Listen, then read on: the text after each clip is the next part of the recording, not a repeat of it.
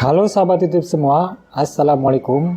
Nah sahabat ya, video saat ini saya akan berbagi tentang tutorial bagaimana cara belajar bordir manual sahabat ya. Tentunya ini bagi pemula, dimulai dari dasar, dari nol sampai sahabat semuanya menguasai sahabat ya. Nah apa saja sih dasar-dasar dan bagaimana cara belajar bordir manual ini sahabat ya.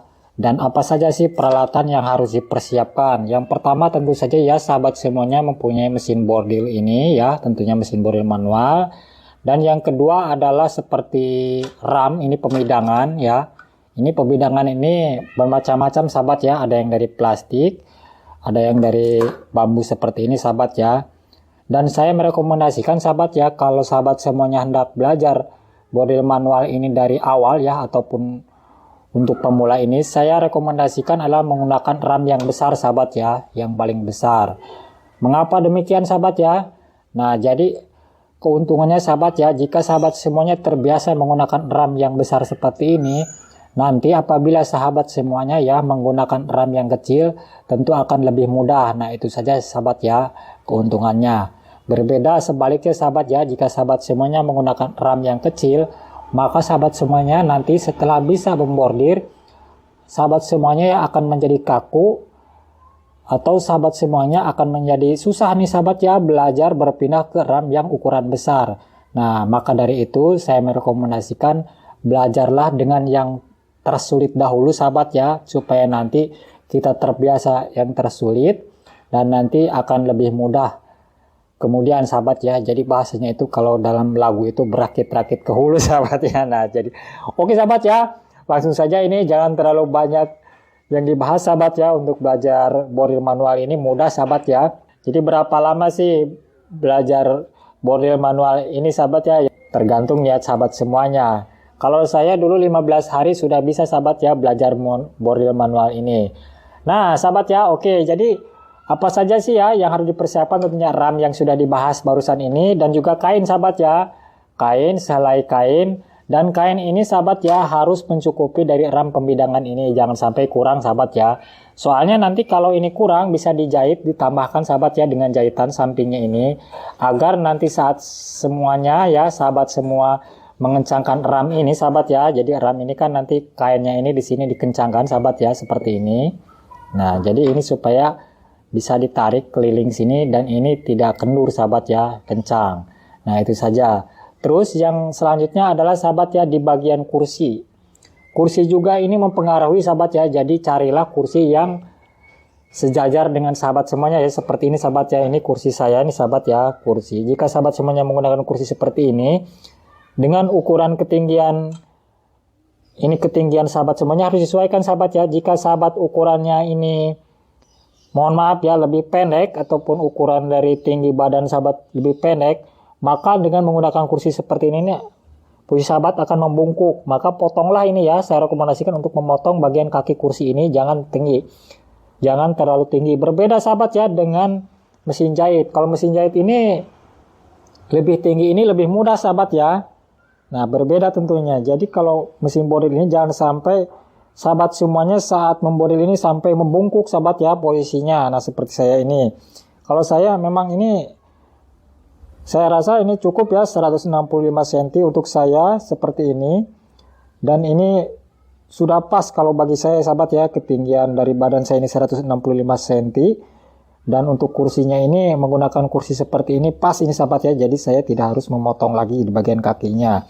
Nah jika sahabat semuanya ya lebih rendah ketinggiannya dari 165 cm, maka ini saya merekomendasikan agar memotong kursi ini sahabat ya di bagian bawahnya ini.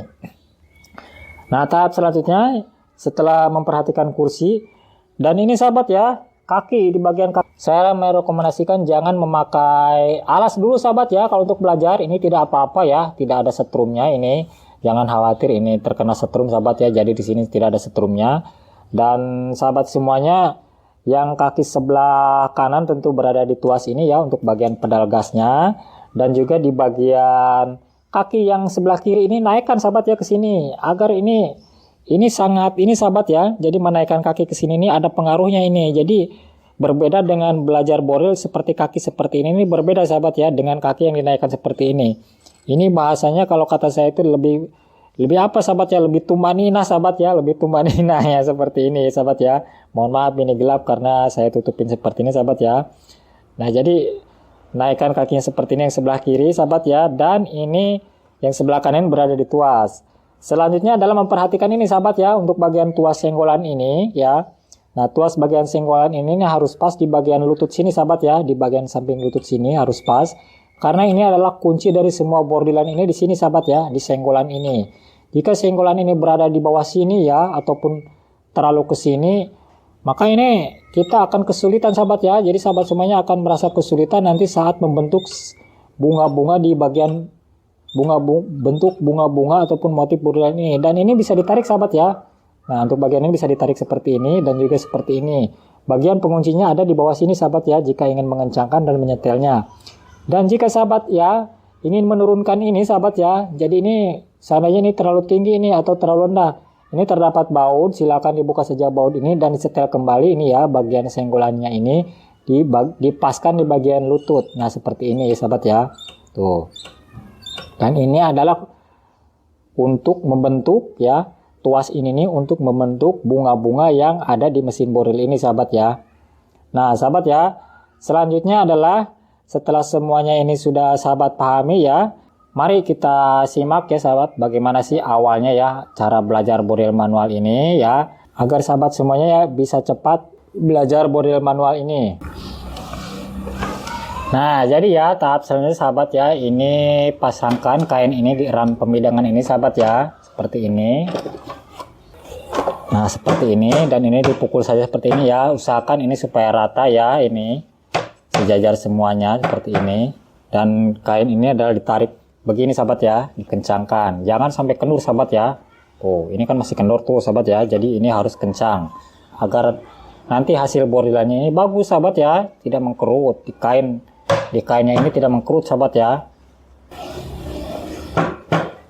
Nah setelah kencang seperti ini sahabat ya, coba sahabat semuanya bikin sebuah motif-motif ya. Di sini saya akan mencontohkan biku-biku. Di sini saya akan menggambar sebuah biku-biku ya. Nah kelok-kelok seperti ini. Mengapa sahabat ya, kebanyakan kok kenapa sih belajar boril itu diawali dengan membuat biku-biku seperti ini? Karena ya biku-biku ini sahabat ya kunci dari semua belajar ini. Semuanya ada di sini sahabat ya. Jika sahabat semuanya sudah bisa membuat biku-biku seperti ini sahabat ya, nih ya dikelok-kelok seperti ini akan lebih mudah mengerjakan motif-motif yang lainnya karena kuncinya ada di sini sahabat ya.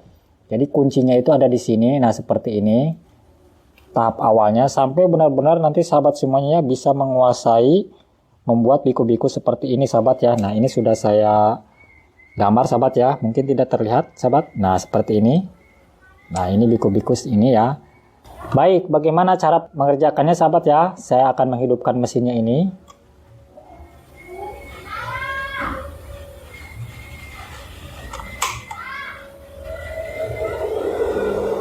Nah ini mesinnya sudah hidup sahabat ya.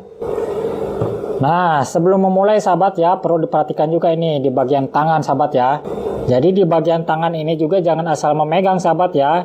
Saya mau rekomendasikan sih jangan terlalu dekat di jarum sahabat ya, nanti akan membahayakan tangan sahabat semua terkena jarum. Jadi memegangnya ini begini sahabat ya. Jadi nah cara trik memegangnya ini seperti ini. Jadi jempol ini menekan di sini dan 3 jari ini berada di dalam. Dan untuk jari kelingking ini di bagian luar seperti ini sahabat ya. Nah, jadi posisinya itu seperti ini sahabat ya. Nah, seperti ini. Jadi nah seperti ini sahabat ya. Jadi tangan ini seperti ini. Nah, di sini. Begini sahabat ya. Jadi kelingkingnya itu berada di bagian luar juga sahabat ya. Paham kan sahabat ya? Jadi ini 3 jari di sini dan ini kelingkingnya di bagian luar. Seperti ini. Tuh, seperti ini sahabat ya. Nah, jadi posisinya seperti ini. Dan tidak boleh seperti ini sahabat ya memegangnya. Nah ini kesalahan. Biasanya kesalahan belajar boril ini nggak bisa-bisa dalam memegang ram ini belum benar sahabat ya. Ada yang seperti ini. Kalau sudah terbiasa sih tidak masalah ya. Kalau sudah bisa sahabat ya. Tetapi untuk bagi pemula saya merekomendasikan adalah seperti ini memegangnya. Cara memegangnya seperti ini sahabat ya. Nah cara memegangnya. Jadi yang kelingking ini di bagian luar dan 3 jari ini di bagian dalam. Dan untuk ibu jari ini ya di bagian luar juga seperti ini. Nah untuk tangan yang satunya lagi sahabat ya, ini adalah tangan penyeimbang. Jadi tangan penyeimbang untuk bagian sini. Jika ini pindah ke sini, maka ini diseimbangkan di sini ya. Ini bisa memegang seperti ini bisa di sini sahabat ya, dan ini juga bisa di sini.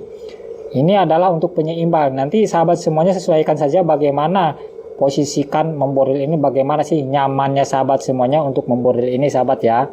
Ini adalah untuk penyeimbang. Nanti juga kalau sudah terbiasa sahabat ya, tidak akan merasa rikuh lagi sahabat ya, jadi tidak akan merasa kagol lah bahasanya seperti itu sahabat ya. Nah setelah seperti ini sahabat ya, ini kan sudah saya menggambar ini motif biku-bikunya sahabat ya.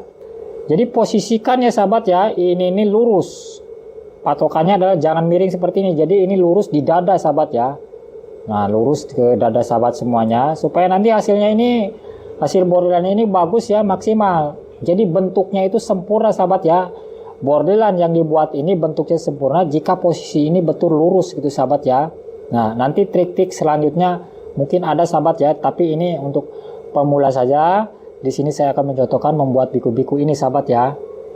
Nah setelah ini sahabat ya, coba dijalankan dahulu sahabat ya, jangan dulu dibuka untuk bagian tuas senggolannya ini sahabat ya. Jadi dijalankan aja seperti ini dahulu.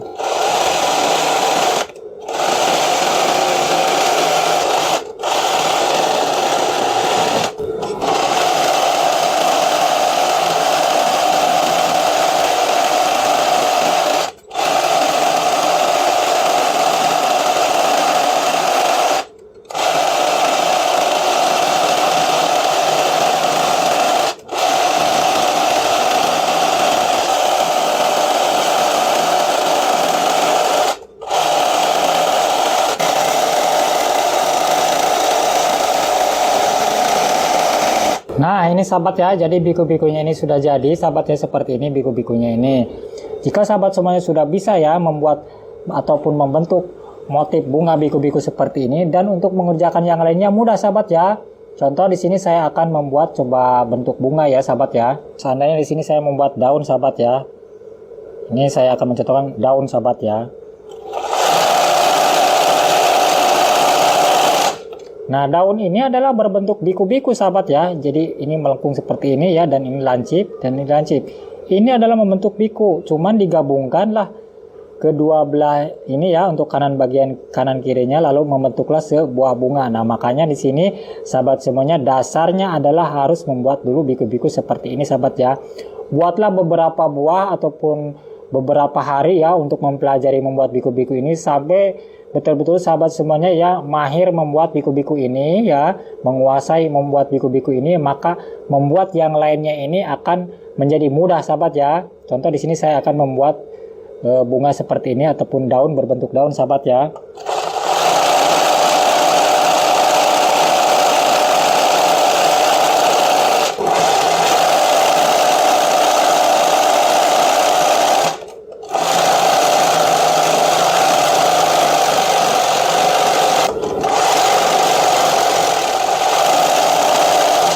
Nah inilah sahabat ya, ini adalah bentuk bunga seperti ini ya, ataupun berbentuk daun seperti ini.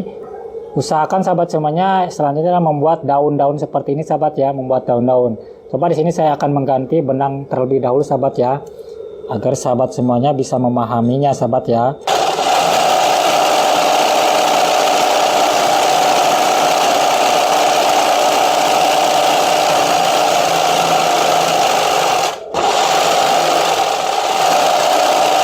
Nah inilah bentuk daunnya seperti ini sahabat ya. Jadi membuat daun seperti ini. Dan tahap selanjutnya sahabat ya, setelah sahabat semuanya menguasai bisa membuat daun-daun seperti ini sahabat ya, coba sahabat semuanya tahap selanjutnya adalah membuat seperti ini sahabat ya. Jadi ini disebutnya itu zigzag sahabat ya, seperti zigzag dengan cara buka tutup seperti ini sahabat ya.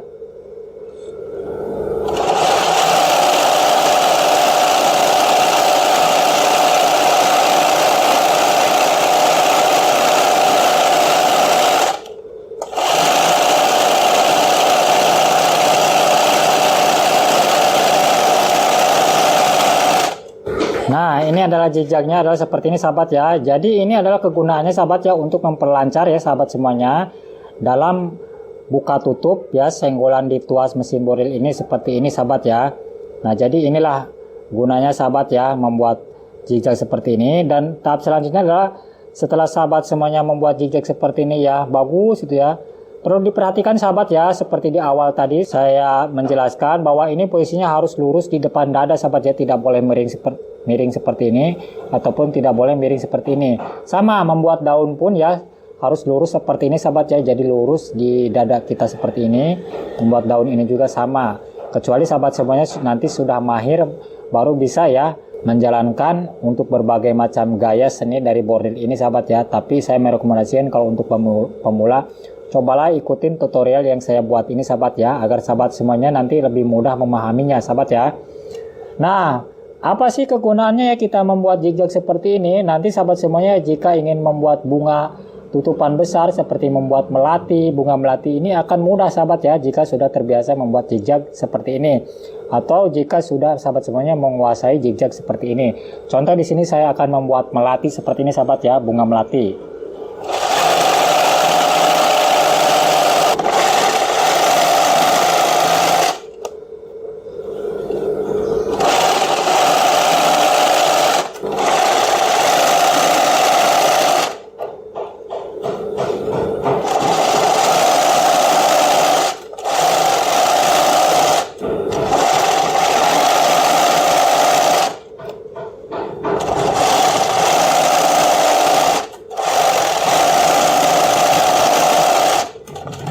Bentuk melatinya adalah seperti ini sahabat ya nih.